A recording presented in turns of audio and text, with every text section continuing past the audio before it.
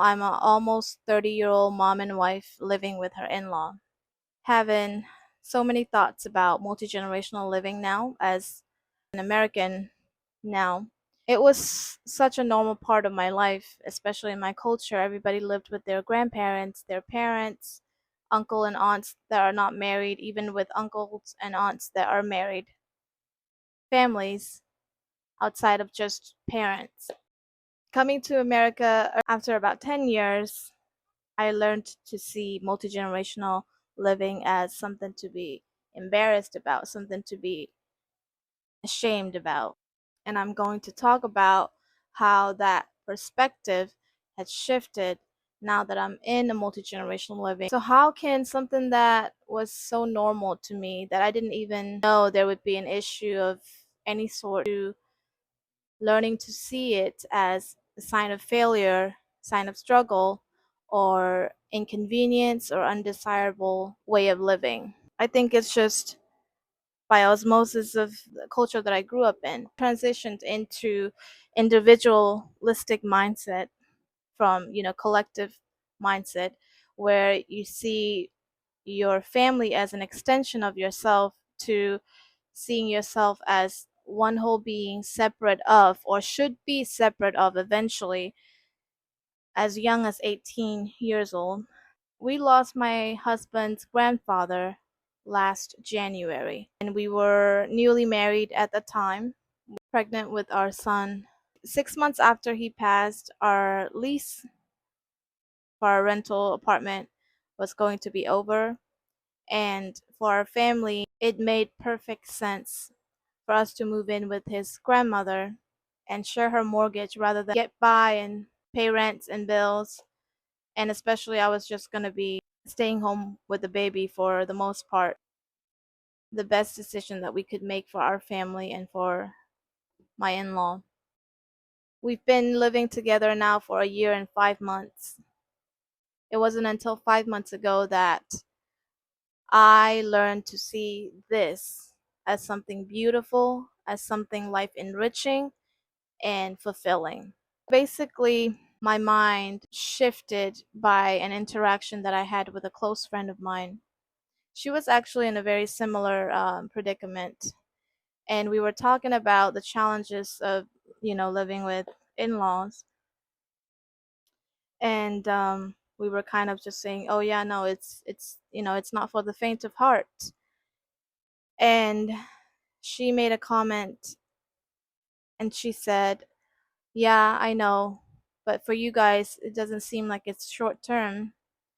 You're gonna be doing this for a long while." And at first, I felt very salty and a little upset, not at her, at that statement, because that was my reality. Because my husband and I, we have been so clear with all our past conversations before marriage and after marriage that we want to prioritize family. And this is just my opinion, our opinion. We do not like the idea of putting our family under the care of a stranger. That's not to say that we feel or believe that we are perfectly qualified to take care of someone who's really, really sick. But we don't believe in the idea of having a stranger be the sole care provider of family member of ours. And right now, my grandmother-in-law is perfectly healthy. We don't take care of her in a sense of like physical. We take care of each other. We check on each other. I went home that day and I was just really asking myself, why am I upset that this is my reality? I'm living a life where I'm putting my money where my mouth is. I seem to be constantly in conflict internally. And that's because I know that multi-generational living has been such a huge blessing for me. So I actually did ask a few critical questions to myself. Does multi-generational living benefit me as a wife and mom and an in-law? Yes. Does it benefit my husband, my son, my grandmother-in-law, my mother-in-law who lives 3 minutes away? Yes, it benefits all of us as a family. So what was the conflict? The conflict was I have learned to see this as a sign of struggle, failure, countercultural, inconvenient, undesirable. The reality is that I have been so blessed, I have been taken care of, and I have been given so many opportunities to take care of family. I really was perplexed by my own issues of just being a living contradiction. And after I was able to answer those questions with yeses, from the standpoint of financial, we're able to save money because we share her mortgage. So our monthly expenses are, significantly decreased. I work 1 day a week. My mother-in-law lives 3 minutes away, so she takes care of my baby while I'm at work. My husband works from home, and so he's able to also take care of his family, be home most of the time. Financial burden as the head of the house, definitely manageable for him. And my grandmother-in-law, there's an epidemic about just loneliness in the older generation. She has family that constantly is around checking on her, and she is also just having the best time of her life, watching her great grandson grow up. And so we really do enrich each other's lives. Once my mind was made up to see this for what it is, which is a huge blessing, once I made up my mind, I really wanted to dig deeper. I'm talking about my adopted stigma towards multi-generational living. What I have found from all my researches had really led me to have the desire to share multi-generational living online, because I feel like that was going to be the most profound way. Hi, yeah, you're home. We're just we were just breastfeeding, and then I'm just like, doing videos for fun.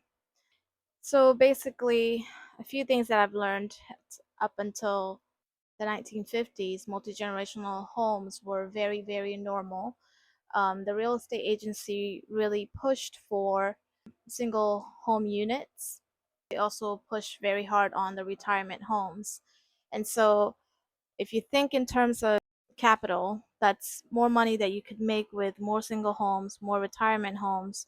You can sell more individual fridges, washer dryer, microwaves, dishwasher, whatever. It was also more affordable, and so everybody kind of went off and did it. And what we lost in that transition was collectivism, families being one unit, families being each other's safety net, family being business partners of each other, and family being support system of each other. Fast forward to today, it's slowly becoming a thing again. In 2024, last year, 17% of the real estates that were sold went to multi-generational households. You could say the leading reasons, economic reasons. People really have a hard time buying houses now. So when you lose jobs, when you have an accident or injuries, when you go through divorces, family is what you kind of fall on again. It has always been, and it still is, for many families, a safety net, which is such a beautiful thing. But I think once you are moved in, you can't really escape the stigma, feeling like this is not what how it's supposed to be. Makes you blind to the beauty of multi-generational living and miss the point of it. Like, you get to do life with your family. Things that I learned and found in my research was more than 60 million Americans live in multi-generational households. That's a lot of families doing multi-generational living. People don't really talk about it. People are quiet about it because, like I said, it's just not something that people are proud of. It's very countercultural. It's not by accident that this become a norm for us here in the West. Those that make money has definitely influenced the way that we are today. The stigma is also, in some ways, influenced by capitalism. My goal in my little humble corner of the world is to be as loud as I can be and shed positive light on multi-generational living. And sharing that through social media has become my passion. I really hope that people out there who are living with their parents or in-laws, or sharing a home with somebody else, that it's normal, it's a good thing. You are seen. I'm just like you. And this setup is for people to thrive. And so let's focus on thriving individually and as family units and let go of the stigma. We can change the narrative. Actually, there are actually so many of us that we can actually be support system for each other, and we can build a community. I think it's actually maybe a sign that like our society is healing a little bit and gravitating towards community through families and friends, and not just having them show up for you but also showing up for them. So I hope you stick around, and thank you so much for listening.